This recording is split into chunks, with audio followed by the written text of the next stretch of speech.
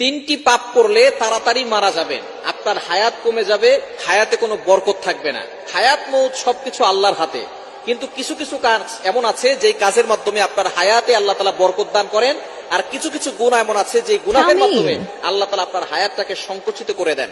আল্লাহ তাআলা আপনার হায়াতের ভিতরে কোনো বরকত দেন না। দেখবেন কিছু মানুষ বাঁচে 100 বছর কিন্তু তেমন কিছু কাজ করতে পারে না, আবার কিছু মানুষ বাঁচে 50 বছর কিন্তু এই 50 বছরে সে এমন এমন কাজ করে রাখে, দুনিয়াবি দিনী এমন কাজ করে যে মানুষ তাকে স্মরণ করে এবং সে দিনের অনেক খেদমত করে।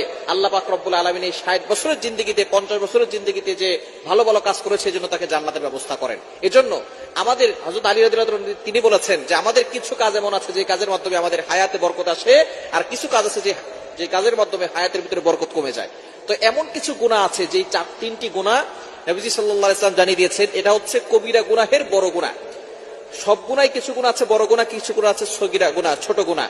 তো কবিরা গুনাহ যেগুলো আছে তার ভিতরেও বড় তিনটি গুনাহ আছে। এই গুনাহগুলো যারা করবে তাদের হায়াত সংকুচিত হয়ে যাবে, তারা দ্রুত দুনিয়া থেকে বিদায় নেবে। এক নাম্বার হচ্ছে আশরিকু বিল্লাহ, আল্লাহর সাথে কাউকে শরীক করা, অংশীদার করা। আল্লাহ সব গুনাহ ক্ষমা করেন কিন্তু শিরিককারীকে আল্লাহ ক্ষমা করেন। আল্লাহ নিজে বলে দিয়েছেন, কোরআন খুলেন 5 নম্বর পারার 5 নম্বর পৃষ্ঠার 4-5 নম্বর লাইন, সূরা নিসার 48 48 নম্বর আয়াতে রব্বুল আলামিন বলেন, ইন্নাল্লাহা লা ইয়াগফিরু আন ইউশরাকা বিহি ওয়া ইয়াগফিরু মা দুনা যালিকা লিমান ইয়াশা।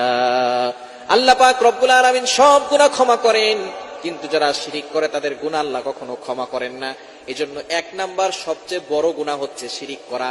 ক্যান্সারের অ্যানসার আছে কিন্তু শিরিকের কোনো অ্যানসার নাই। ক্যান্সারের অ্যানসার আছে, শিরিকের কোনো অ্যানসার নাই। সবচেয়ে বড় পাপ এই শিরিক। এই শিরিক থেকে আমাদেরকে দূরে সরে আসতে হবে। শিরিক হলো সবচেয়ে বড় পাপ, সকল পাপের বাপ। এজন্য শিরিক কখনো করা যাবে না। এক নাম্বার, যারা শিরিক করবে তাদের দুনিয়াও ধ্বংস হবে, আখিরাতও ধ্বংস হবে এবং তাদের হায়াত সংকুচিত হয়ে যাবে। দ্বিতীয় নাম্বার, যারা পিতামাতার সাথে খারাপ ব্যবহার করে, পিতামাতার সাথে যারা খারাপ আচরণ করে, পিতামাতাকে অনেক সন্তান আছে আঘাত করে, অনেক সন্তান পিতামাতার সাথে কটু ভাষায় কথা বলে, গালিগালাজ করে, এই সকল সন্তানদের হায়াত সংকুচিত হয়ে যায়। দুনিয়ার ভিতরে কিছু শাস্তি আছে আল্লাহ তাআলা দ্রুত দেন, তার ভিতরে এক নম্বর শাস্তি হচ্ছে পিতামাতার অবাধ্য যারা হয়, পিতামাতার সাথে খারাপ ব্যবহার করে, তাদের সন্তান যখন দুনিয়াতে আসে তারাও ওই পিতামাতার সাথে খারাপ ব্যবহার করে।